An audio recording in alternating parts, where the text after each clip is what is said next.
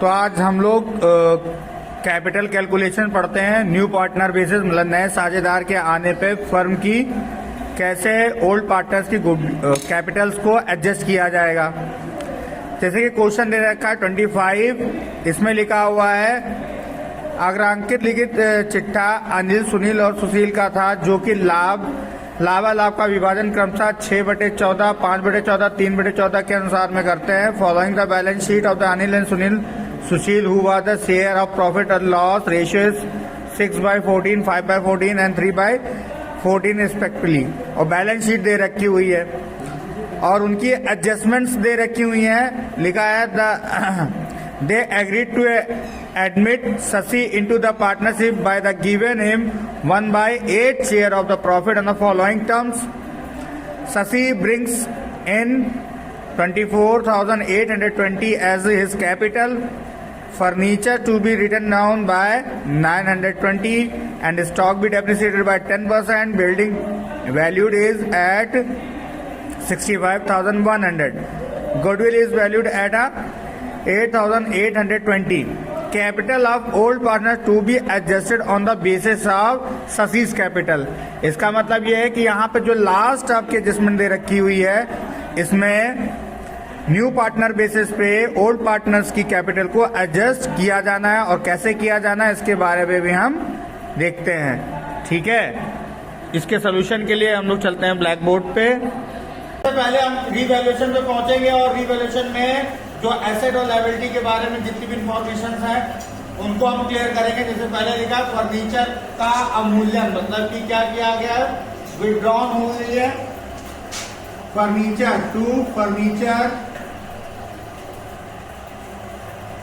जितनी वैल्यू से डाउन हो गई है उतनी वैल्यू को हम नोट कर लेंगे। उसके बाद लिखा हुआ स्टॉक पे डेप्रिसिएशन चार्ज हो रहा है, तो टू स्टॉक हमारा जो दे रखा है वो क्वेश्चन में दे रखा है 29,400 का, तो ये 29,040 आ जाएगा। और उसके बाद फर्नीचर हो गया, स्टॉक हो गया। बिल्डिंग की वैल्यू पहले थी हमारे पास क्वेश्चन में 50,400 और अब उसकी वैल्यू होगी 65,100। तो मेरा इंक्रीमेंट हुआ है तो एसेट आ जाएगी आपकी बाई साइड में, बाय बिल्डिंग। जितना भी अप्रिसिएशन हुआ है उसको यहाँ लिखेंगे। तो पहले 50,400 थी, अब हो गई 65,100, तो वैल्यू बढ़ गई 14,700। बस एसेट से और लायबिलिटी से रिलेटेड जितनी भी इंफॉर्मेशन थी केवल इतनी थी। अब इनको हम क्या करेंगे, क्लोज करके इसके प्रॉफिट को डिस्ट्रीब्यूट करेंगे। 14,700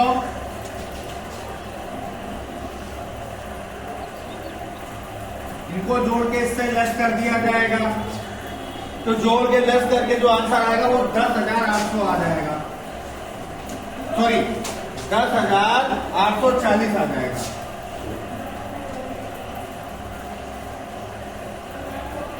अब इसको हम प्रॉफिट को बांट देंगे। Profit transfer to Anil, Sunil और सुशील, अनिल, सुनील और सुशील। अब इसको डिस्ट्रीब्यूट किया जाएगा तो पहले वाले को मिल जाएगा 4/6।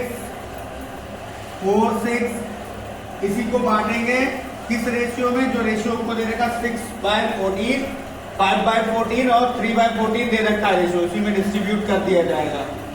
तो 4/6 तो इसका आ जाएगा 3871। फिर इसका आ जाएगा 2323। ये हो गया रीवैल्यूएशन। अब बनाएंगे पार्टनर्स कैपिटल और यहाँ पे एडजस्टमेंट्स देखेंगे सारी। तो पार्टनर्स कैपिटल बनाने के लिए सबसे पहले ओल्ड पार्टनर्स की हम लोग कैपिटल लिख लेंगे बाय बैलेंस बीडी। तो अनिल की है 39,900, 39,900। सुनील की 33,600, उसके बाद सुशील की है 16,800। अब क्वेश्चन में देख लेंगे क्या क्या डिस्ट्रीब्यूट करने के लिए है। तो क्वेश्चन में डिस्ट्रीब्यूट करने के लिए रिजर्व दे रखा है 7,000 का है, उसे डिस्ट्रीब्यूट कर दिया जाएगा बाय रिजर्व।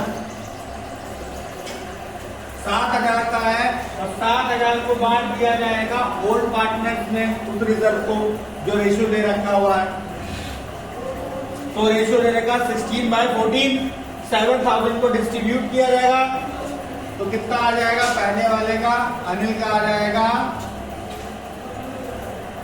16/14 इंटू 7,000। इसको इससे डिवाइड करेंगे 5 टाइम में चलेगा तो 3,000 ये आ जाएगा। फिर सुनील का निकालेंगे तो 5/14, सुशील का निकालेंगे तो 3/14। यहाँ मान के चलिए कि इसको डिस्ट्रीब्यूट कर लेते हैं तो ये हो गया 30, इसका से गुणा करेंगे तो 2500, इनका करेंगे तो 1500, 3,000, 2500, 1500। ये हो गया रिजर्व क्वेश्चन के अंदर डिस्ट्रीब्यूट करने के लिए। फिर रिवैल्यूएशन को डिस्ट्रीब्यूट कर लेते हैं। तो रिवैल्यूएशन में प्रॉफिट आया तो प्रॉफिट को क्रेडिट साइड में बांट लेंगे बाय रिवैल्यूएशन। 46463871 2323 ये हो गया। अब न्यू पार्टनर जितनी कैपिटल लेके आया उसको नोट कर लेंगे। न्यू पार्टनर जो कैपिटल लेके आया वो 24,820 रुपए है, तो लिख देंगे बाय बैंक 24,820। उसके बाद प्रीमियम फॉर गुडविल दे रखी है, वो कितनी है 8,820 है, और उसे डिस्ट्रीब्यूट करेंगे ओल्ड पार्टनर्स में सैक्रिफाइसिंग रेशियो में। तो मैंने बताया था सैक्रिफाइसिंग रेशियो निकालने की तो जरूरत तब पड़ती है जब आपके पास ओल्ड रेशियो और न्यू रेशियो दोनों दे रखा हो। तो इस क्वेश्चन में केवल ओल्ड दे रखा, न्यू नहीं दे रखा, इसलिए ओल्ड रेशियो से ही डिस्ट्रीब्यूट कर दिया जाएगा। ठीक है, तो गुडविल को डिस्ट्रीब्यूट करेंगे यहां पर प्रीमियम फॉर गुडविल। अनिल को मिलेगी कितनी 6/14 8,820। अब इसको इससे डिवाइड कर दीजिए 14 से, तो ये डिवाइड करके आ जाएगा आपका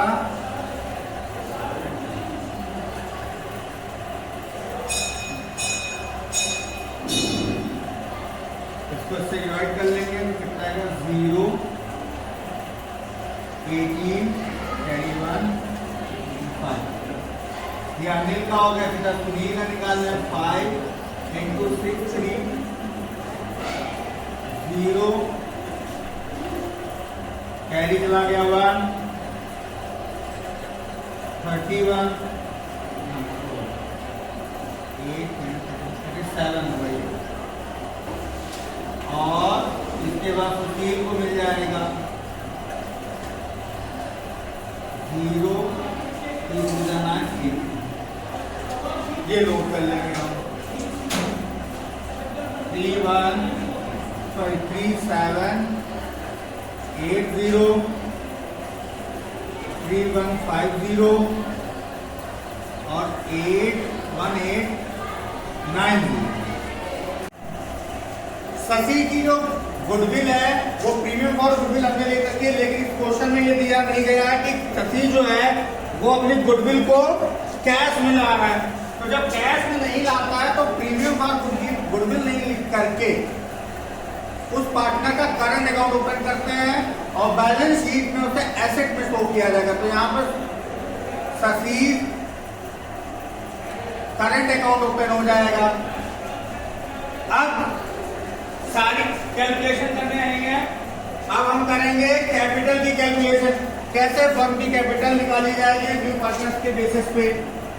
तो नोट बनाएंगे,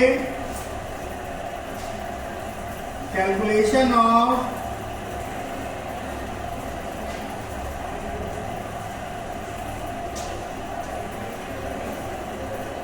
न्यू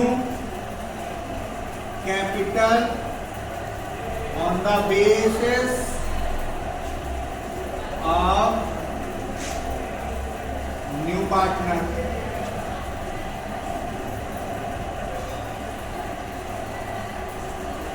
तो न्यू पार्टनर का जो शेयर है वो कितना है, वो शेयर ले रखा 1/8 और वो कैपिटल ला चुके हैं 1/8 पार्ट के लिए 24,820 रुपीज।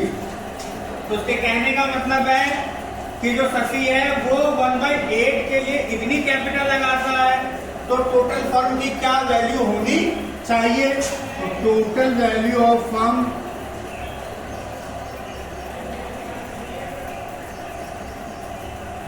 तो पूरे फर्म की निकालने के लिए करेंगे क्या, ये 8 इधर चला जाएगा तो 24,820 इंटू 8। तो पूरे फर्म की जो कैपिटल कैलकुलेट होके आएगी वो आ जाएगी 1,98,560। ठीक है। अब ये पूरे फर्म की कैपिटल हो गई, जिसमें से शशि अपनी पे कर चुके हैं, तो माइनस कर दिए शशि कैपिटल। कैपिटल अपने हिस्से गिरा चुका है, इसलिए इसकी इसमें से हटा देते हैं, तो 24,820। तो कितना बचता है माइनस करने के बाद 1,73,740। अब इसी कैपिटल को, इस फर्म की कैपिटल को तीनों में डिस्ट्रीब्यूट कर देंगे, तो ये पता लग जाएगा कि अनिल को कितनी कैपिटल रखी होनी चाहिए, सुनील के पास कितनी होनी चाहिए और सुशील के पास कितनी होनी चाहिए, ये पता लग जाएगा। तो अनिल की न्यू कैपिटल हो जाएगी, अनिल न्यू कैपिटल 6,14,000 1,73,740 कैलकुलेट कर लेंगे तो इनकी आ जाएगी 74,460। इसी तरह सुनील की निकाल लेंगे कैपिटल 5/14 इंटू 1,73,740 मल्टीप्लाई करके सॉल्व करके निकाल ली जाएगी। ये आ जाएगी आपकी 62,050।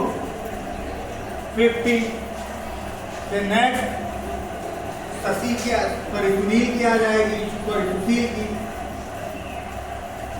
3/14 इंटू 7 1,73,740। तो कैलकुलेट होकर आएगी 37,230। ठीक है। इसी कैपिटल को,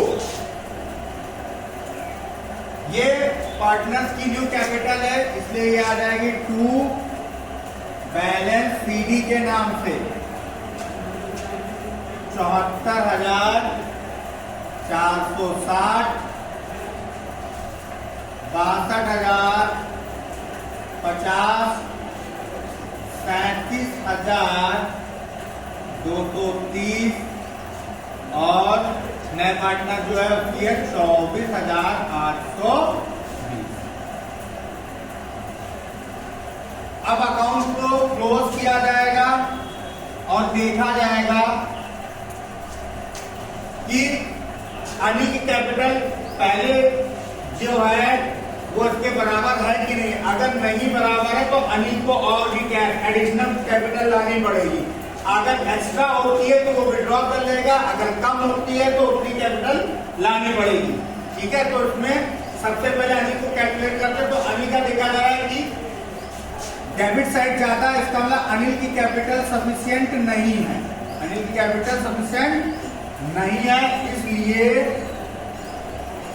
अनिल को फर्म में एडिशनल कैपिटल लानी होगी। इन सबको जोड़ करके इससे माइनस कर दिया जाएगा तो पता लग जाएगा कि अनिल को कितनी कैपिटल लानी है। तो ये जोड़ के माइनस करके आ जाएगा 23,134।